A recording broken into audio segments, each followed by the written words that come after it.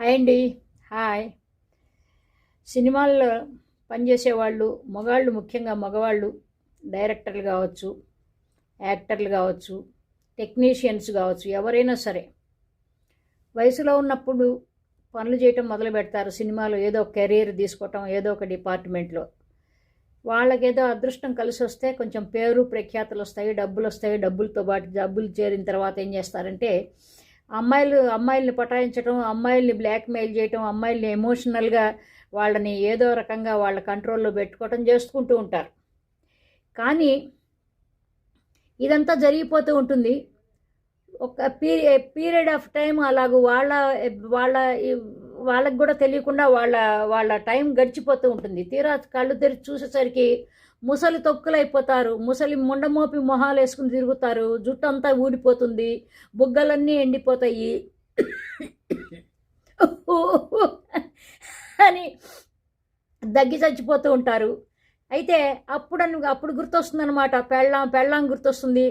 పిల్లలు సరే వాళ్ళ దోన వాళ్ళు వెళ్ళిపోయి ఉంటారు. లవ్ మ్యారేజ్లు చేసుకోవటమో లేకపోతే బయటికి వెళ్ళిపోవటమో, కొంతమంది ఒళ్ళు కొవ్వెక్కి బాగా పెద్ద పెద్ద మోటార్ బైకులు కొనేసుకుని వాటిలో అక్కడికి ఇక్కడికి గుద్దేసి వాడికి గుద్ది వీడికి గుద్ది ఇట్లాంటివన్నీ ఒళ్ళు బలుపెక్కిన చేష్టలన్నీ చేస్తూ ఉంటారు కుర్రాళ్ళు. సరే వదిలిపెట్టేసేద్దాం వాళ్ళ గురించి. అయితేనండి వీడికి మాత్రము పాతివృత్యం వచ్చేస్తుందండి సినిమా వాడికి. సినిమా ముఖ్యంగాను కమేడియన్ వచ్చాడు వాడు మా అమ్మాయిని బాగా పీక్కుని తింటాం మొదలుపెట్టాడు. ఒకే ఒక్క సినిమాలో వచ్చేసింది. ఆల్రెడీ నేను చెప్పాను. మాటమాటికి నేను దాన్ని రీఇటరేట్ చేయదలుచుకోలే. అయితే దానిలో పనిచేసిన వాడు మూసుకుని ఉండక ముండమోపి మొహంలాగా దాన్ని ఏడిపించుకు తిన్నాడు. దాన్ని ఎంబడబడ్డాడు. వాడి వయసు దానికి తండ్రి కంటే కూడా పెద్ద వయసు అప్పటికే. అయితే వాడేం చేశాడంటే వాడి పాస్పోర్ట్, మా అమ్మాయి పాస్పోర్ట్ దగ్గర పెట్టుకుని దాన్ని బ్లాక్మెయిల్ చేస్తే సరే నేను దానికి వాడికి నేను వార్నింగ్ ఇచ్చాను, అయిపోయింది. ఇప్పుడు వాడికి వయసు అయిపోయిన తర్వాత వాడి భార్య గుర్తొచ్చింది. ఇట్లాగే వాడు చాలా అమ్మాయిలను చాలామందిని నాశనం చేశాడు. మా అమ్మాయి జోలికి వస్తే తాట తీస్తానని చెప్పా. కాబట్టి ఏంటంటే వాడు మూసుకు కూర్చున్నాడు. అయితే ఇప్పుడు మాత్రం పెళ్ళాం గుర్తొచ్చింది.